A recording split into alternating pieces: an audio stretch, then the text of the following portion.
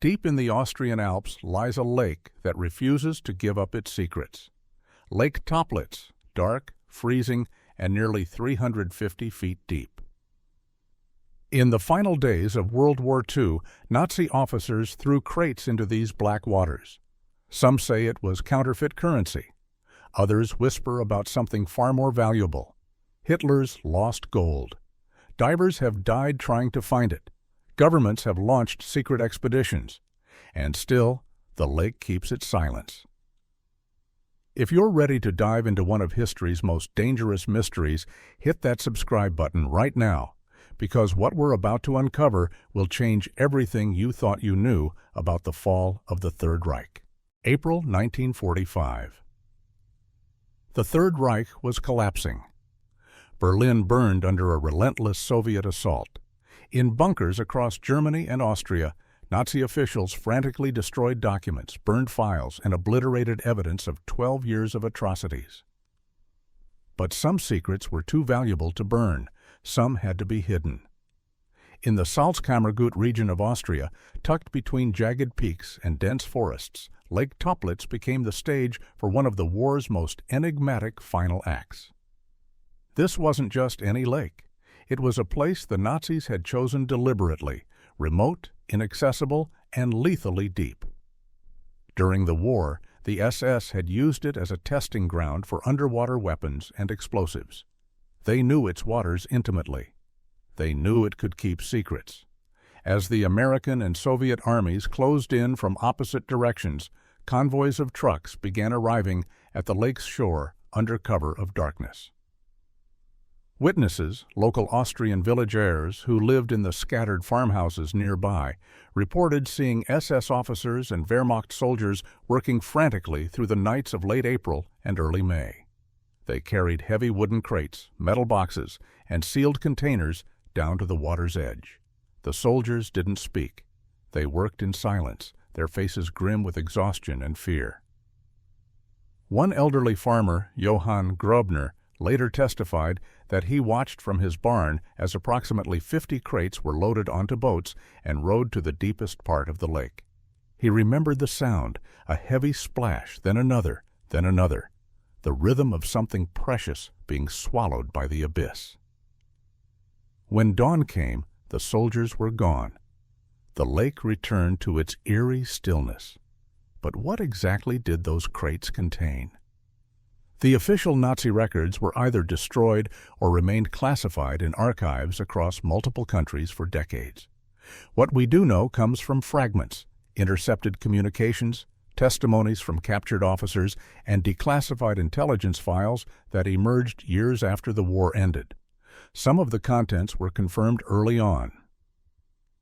In 1959, a German diving team recovered wooden crates filled with millions of pounds worth of counterfeit British currency, part of Operation Bernhard, a Nazi scheme to destabilize the British economy by flooding it with perfect forgeries. The bills were so expertly made that even the Bank of England had difficulty distinguishing them from genuine notes. But counterfeit money, while fascinating, wasn't what drew treasure hunters from around the world to this remote Austrian lake. The real legend centered on something else entirely: gold. Nazi gold. Not just any gold, but the accumulated wealth of a regime that had systematically plundered every country it conquered. Gold from the national banks of Austria, Czechoslovakia, Poland, Belgium, the Netherlands, and France. Gold melted down from jewelry confiscated from Jewish families sent to concentration camps. Gold teeth extracted from the murdered. By 1945, the Nazis had amassed one of the largest treasure hoards in human history, and as their empire crumbled, that treasure had to disappear.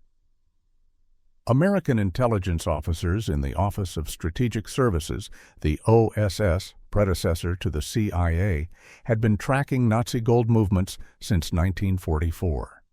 They knew about the Reichsbank reserves. They knew about the so-called gold train that evacuated Budapest's wealth before the Soviets arrived. They knew about sealed mines and hidden vaults scattered across Germany and Austria. But Lake Toplitz represented something different. It wasn't a vault you could crack or a train you could intercept. It was nature itself, turned into an impenetrable safe. And here's where the story takes its first dark turn. Because the Nazis didn't just hide their treasure in Lake Toplitz, they made sure no one would ever retrieve it safely. They booby-trapped the lake bed. They scattered the crates strategically across areas of shifting silt and submerged tree trunks. And according to some declassified documents, they may have done something even more sinister, something that would claim lives for decades to come. But before we dive deeper into those deadly waters, we need to understand who orchestrated this operation and why Lake Toplitz was chosen for one of history's most elaborate cover-ups. Ernst Kaltenbrunner. If you don't know that name, you should. He was one of the most powerful and ruthless men in the Nazi hierarchy, the head of the Reich Security Main Office, which controlled the Gestapo, the SD Intelligence Service, and the entire apparatus of Nazi terror. After Himmler's fall from grace in the final weeks of the war, Kaltenbrunner became the de facto orchestrator of the SS's endgame strategy, and Lake Toplitz was in his backyard. Kaltenbrunner was Austrian, born in the town of Ried im Innkreis, just a few hours from the Salzkammergut Lakes region. He knew this landscape. He knew its isolation, its geography, and its potential. As the Reich crumbled around him, Kaltenbrunner had a problem that many high-ranking Nazis shared: what to do with the immense wealth and sensitive documents that could never fall into Allied hands. Some treasures were meant to be recovered later, after the dust settled, to fund a Fourth Reich, or simply to provide comfortable exile for surviving Nazi officials. Other materials were meant to stay hidden forever. Evidence of crimes so vast that their discovery would guarantee death sentences at war crimes tribunals. Kaltenbrunner needed a solution that could serve both purposes. He needed a place that was secure but potentially accessible to those who knew its secrets. Lake Toplitz was perfect. But Kaltenbrunner didn't work alone. Declassified American intelligence files reveal that he coordinated with several other high-ranking officers, including officials from the Reichsbank and the SS Economic Administration. One name appears repeatedly in the fragmentary records: SS Obersturmbannführer Friedrich Schwend, a master counterfeiter who had overseen Operation Bernhard from its headquarters at Schloss Labers in northern Italy. Schwend knew exactly what was being hidden in Lake Toplitz because he had helped put it there. In testimonies given years later, some to intelligence officers, others to journalists and treasure hunters, Schwend dropped hints about the lake's contents. He confirmed the counterfeit currency, which was eventually recovered. But he also spoke cryptically about insurance, items of such value that their existence alone could provide leverage or escape routes for Nazi officials facing capture. Gold bars stamped with Reichsadler eagles, looted art documentation, lists of Swiss bank accounts, and perhaps most intriguingly, what Schwend called the commissions, records of who had profited from the Holocaust, including prominent figures in neutral countries who had laundered Nazi gold. The logistics of the Lake Toplitz operation were staggering. Between April 20th and May 5th, 1945, multiple convoys arrived at the lake. Local records indicate requisitioned trucks, sealed railway cars diverted to nearby stations, and even a reported sighting of a small convoy of vehicles with Berlin license plates. The SS cordoned off the area, turning away local fishermen and threatening anyone who came too close. Former SS personnel, interrogated after the war, provided maddeningly vague accounts. Some claimed they were simply following orders to dispose of sensitive materials. Others insisted they had no idea what was in the crates they loaded onto boats. But one detail emerged consistently. The boats always went to the same area, the deepest section of the lake, where the water plunged to over 300 feet and the temperature remained just above freezing year-round. What made Lake Toplitz particularly treacherous was its unique geology. The lake sits in a steep valley, fed by underground springs and mountain runoff. Layers of salt water and fresh water create distinct zones with different densities, limiting visibility and creating unpredictable currents. Fallen trees from centuries of forest growth litter the bottom, creating a submerged maze. And most deadly of all, the lake produces hydrogen sulfide gas in its lower depths, a toxic compound that can kill a diver in minutes if equipment fails. Kaltenbrunner knew all this.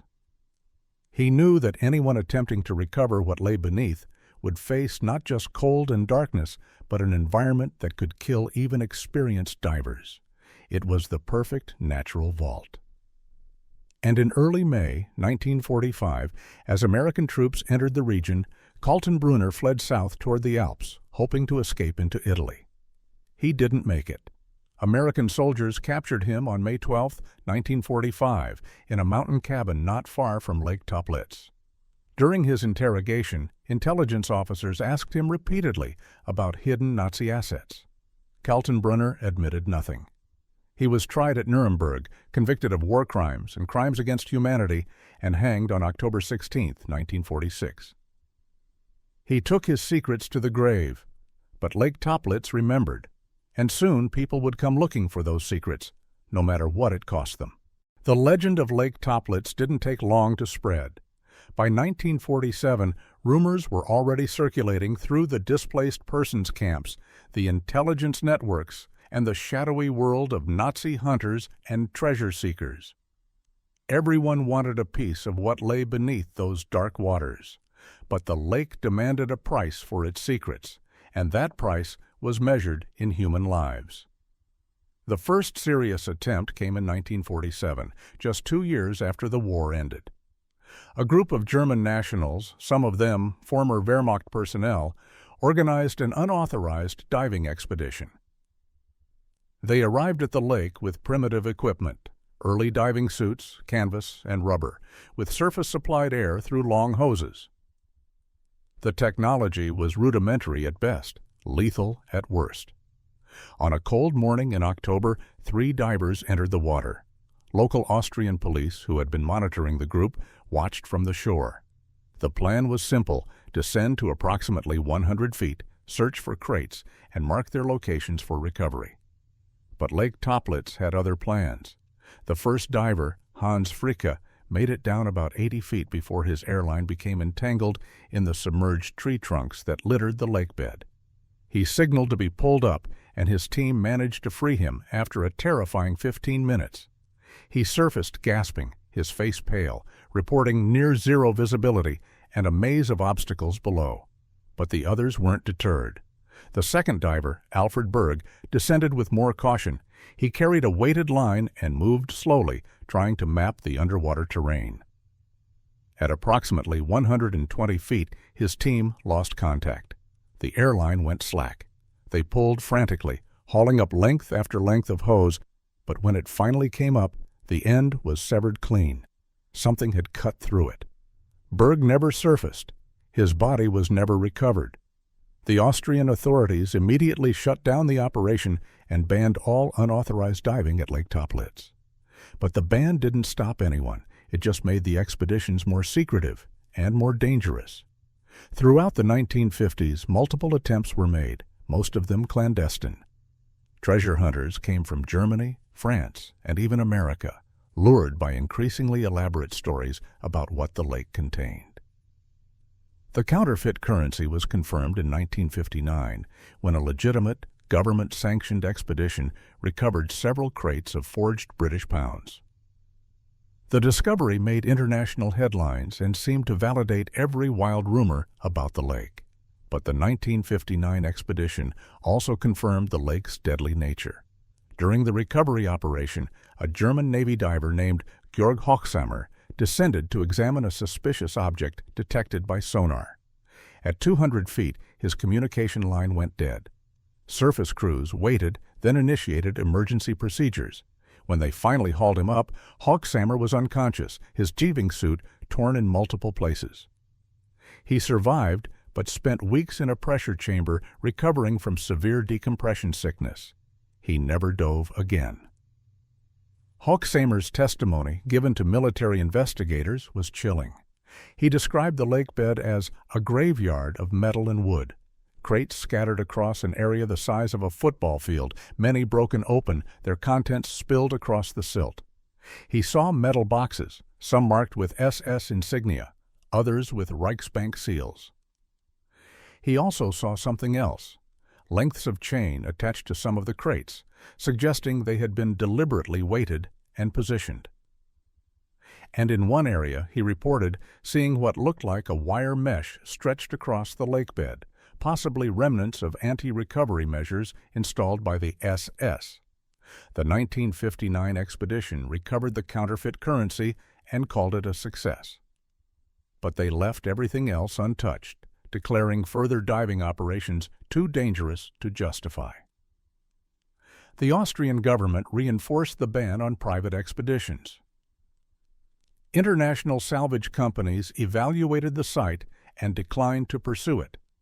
Lake Toplitz, it seemed, would keep its remaining secrets. But in 1963, something changed. A man named Albert Speer, Hitler's former Minister of Armaments and War Production, recently released from Spandau prison, gave an interview to a German magazine. In it, he made a cryptic reference to operational reserves secured in Alpine facilities during the final weeks of the war. When pressed for details, Speer smiled and said only, "Some treasures are meant to remain lost. The cost of finding them is too high." He was right, but no one was listening, because in the shadows, a new expedition was already being planned, one that would push the limits of diving technology and human ambition. And this time, the lake would claim not one victim, but change the entire understanding of what lay beneath.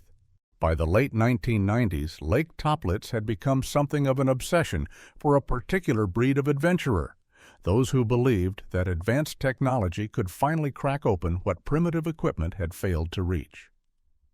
One man, in particular, became consumed by the mystery, an American television producer and treasure hunter named Norman Scott. Scott wasn't a diver by training. He was a filmmaker, a storyteller, who had spent years producing documentaries about unsolved mysteries and lost treasures. But Lake Toplitz called to him differently. He had read every declassified file, interviewed every surviving witness, and studied every failed expedition. And he believed he had found something everyone else had missed, a pattern in the Nazi documents that pointed to a specific location within the lake where the most valuable items had been deposited.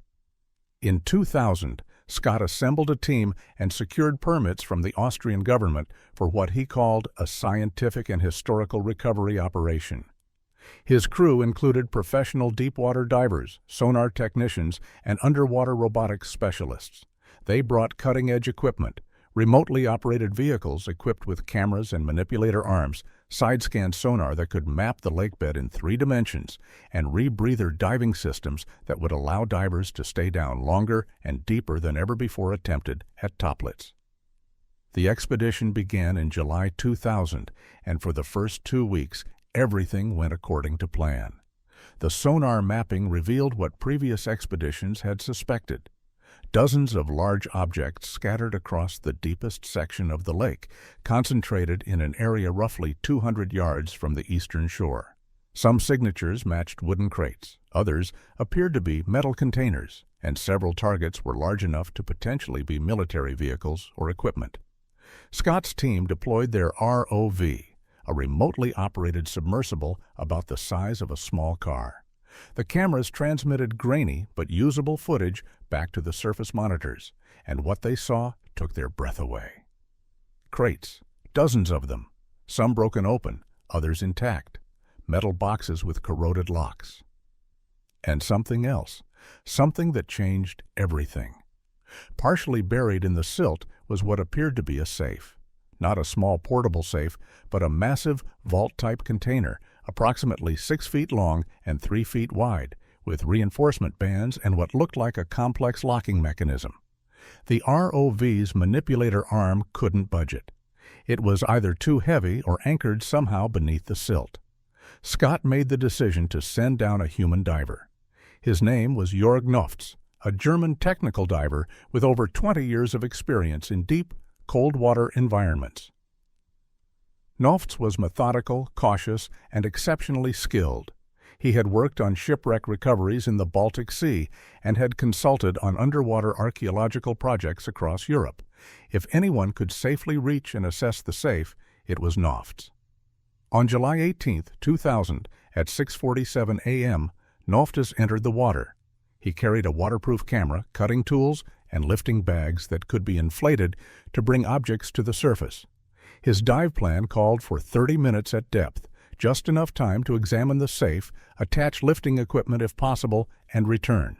The water temperature at 230 feet was 34 degrees Fahrenheit. His rebreather system recycled his breathing gas, minimizing bubbles and extending his bottom time. The descent took 12 minutes. Noftis' voice came through the communication line clearly. Visibility approximately 6 feet, following ROV cable to target. Lakebed is soft silt, multiple obstacles. Then, I have visual on the container, attempting to clear sediment. For the next 8 minutes, the surface crew listened to Noftis working. They heard his breathing, steady and controlled. They heard his descriptions of what he was seeing. And then they heard something that made everyone freeze. There's writing on this, German text. I can make out... Wait, this is... His voice changed. Stress, confusion. There are bones here, human bones, multiple remains, partially buried. This is... The communication line went silent. Jorg, respond. Nothing. The dive supervisor grabbed the emergency protocol checklist. Initiate immediate recovery. Pull him up now. They pulled. The line came up easily. Too easily. When it finally broke the surface, the end was frayed and empty. Jorg Noftis had disconnected his own safety line, or something had disconnected it for him. The surface crew waited in agony. 1 minute. 5 minutes, 10 minutes. At 15 minutes, they deployed the ROV again, sending it racing down to where Noftis had been working. The camera feed showed the safe, still partially buried. It showed the area where Noftis had been clearing silt. And it showed something else. A flashlight, still on, lying on the lakebed next to. His name was Klaus Weber, though that almost certainly wasn't the name he was born with. In 2003, 3 years after Jorg Noftis' death, Weber contacted a German investigative journalist named Markus Heinrichs with an extraordinary claim. He had been there at Lake Toplitz in May 1945, and he knew exactly what had been thrown into the water, and why some of it would never be found. Weber was 81 years old when he made contact, living in a modest apartment in Buenos Aires. He had left Europe in 1948 on one of the infamous rat lines, the escape routes that smuggled Nazi war criminals to South America. For over 50 years he had remained silent, but the news of Noftis' death and the discovery of human remains had shaken something loose in him. Perhaps it was guilt. Perhaps it was simply the knowledge that he was running out of time. Either way, he was ready to talk. Heinrichs flew to Argentina with a camera crew. What Weber told him, recorded over 3 days of interviews, was both fascinating and horrifying. Weber claimed he had been a junior SS officer assigned to Ernst Kaltenbrunner's security detail in the final weeks of the war. He was 23 years old, barely more than a boy, but he had been present during the planning meetings and had participated in the Lake Toplitz operation. According to Weber, the operation had 3 distinct phases. The first phase involved disposing of Operation Bernhard materials, the counterfeit currency, printing plates, and related equipment. This was the material that would eventually be recovered in the 1959 expedition. It was relatively expendable, placed in shallow waters almost as a decoy. The second phase was different. This involved the real treasure, gold bars, looted jewelry, precious stones, and bearer bonds worth millions. These items were placed in reinforced metal containers and weighted to sink to the deepest part of the lake. But they were also marked with positioning beacons, metal rods that extended several feet above the containers, designed to be located by magnetic detection equipment. The plan was simple. Let the Allies exhaust themselves searching the shallows and return years later when attention had faded to recover the real prize.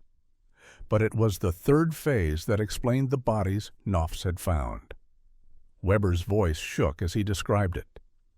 On the night of May 3, 1945, approximately 20 civilian laborers, Men who had been forced to load the trucks, carry the crates, and operate the boats were assembled on the shore.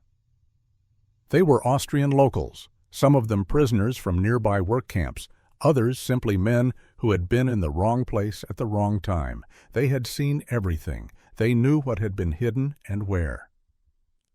Kaltenbrunner gave the order himself. The laborers were told they were being transported to a displaced persons camp. Instead, they were taken out onto the lake in small groups, hands bound behind their backs. Single gunshots, bodies pushed overboard, witnesses eliminated. Weber claimed he wasn't one of the shooters, but he had been there, standing guard on the shore, listening to the shots echo across the water. It was efficient, Weber said, his face expressionless.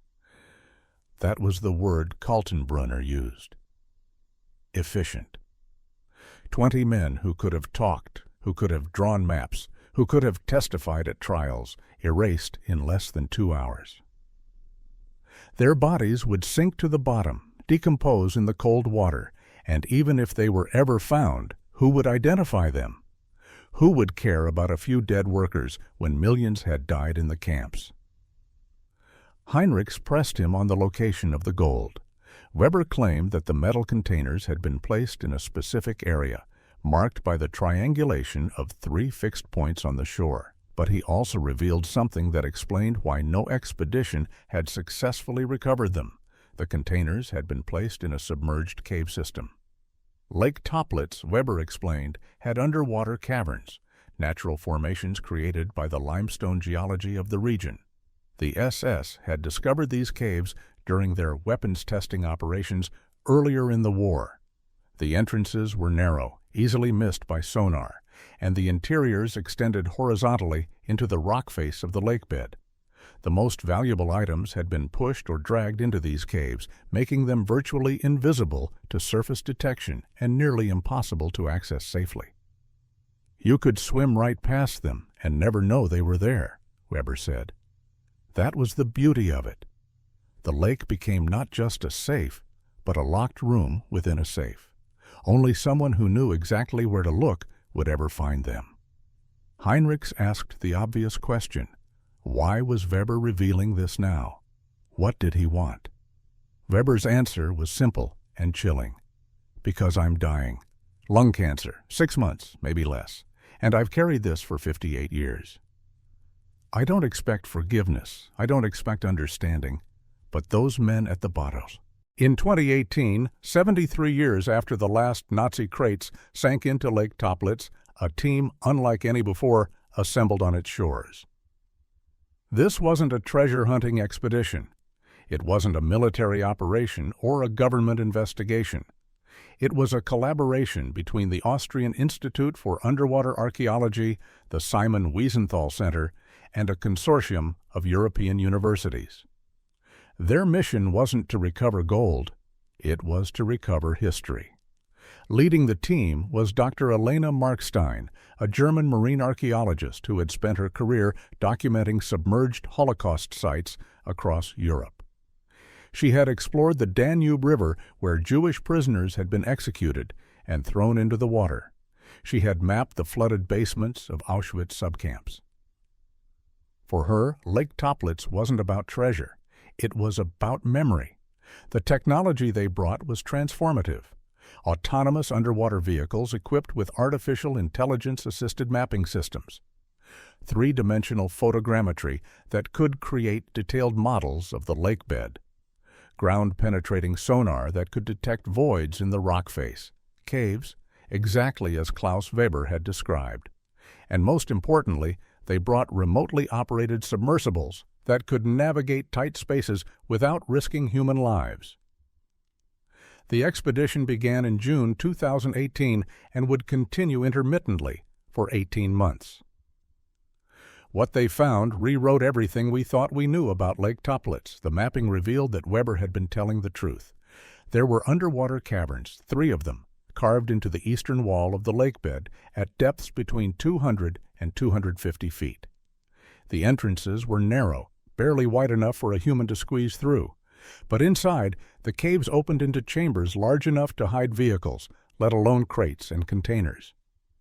Using the ROV, the team carefully explored the first cave. The footage, later made available to the public, was haunting. The camera lights illuminated a chamber approximately 20 feet across, and every inch of it was filled with remnants of the Nazi presence.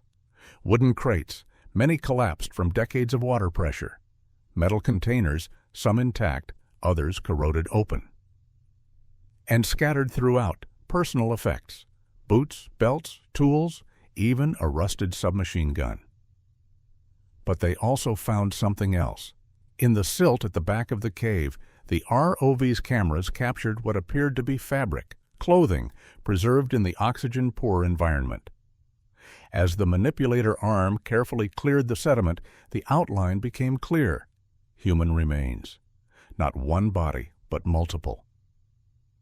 At least 6 individuals, stacked against the cave wall, their hands still bound with corroded wire. Dr. Markstein made the decision immediately. This was now a forensic recovery operation. The Austrian police were contacted. International war crimes investigators were brought in. Over the next 3 months, using painstaking techniques adapted from crime scene investigation, the team recovered the remains of 14 individuals from the 3 caves. Forensic analysis confirmed what Weber had described. All had died from gunshot wounds to the head, execution style. Carbon dating and artifact analysis placed their deaths in late April or early May 1945. But the most significant discovery came from the second cave. Behind a collapsed crate, the ROV found a metal document case similar to the one Jörg Nofts had been examining when he died. This one was intact, sealed with what appeared to be wax and wrapped in waterproof canvas. The recovery took 2 days of careful manipulation, but when it finally reached the surface, the historical significance was immediately apparent. Inside the case were documents, water-damaged but largely readable, inventories, transfer orders, and most significantly, a complete accounting of what had been hidden in Lake Toplitz, signed by Ernst Kaltenbrunner himself and dated May 2, 1945, just days before his capture. The inventory was staggering. According to the documents, the caves contained approximately 200 kilograms of gold bars, bearer bonds worth an estimated $14 million in 1945 currency, looted jewelry from concentration camps, and something even more valuable from a historical perspective: documentary evidence. Records of Swiss bank accounts where Nazi officials had laundered money. Lists of companies in neutral countries that had purchased looted gold. And most damning of all, communications between Nazi officials and prominent figures in Spain, Argentina, and other countries that had helped facilitate their escape. But here's the thing about Lake Toplitz that makes this story so profoundly tragic. Most of that treasure is still there. The Austrian government, in consultation with international Holocaust remembrance organizations, made a decision that surprised many. The site was declared a war grave and a protected historical monument. The gold, the bonds, the jewelry, it would remain pure share.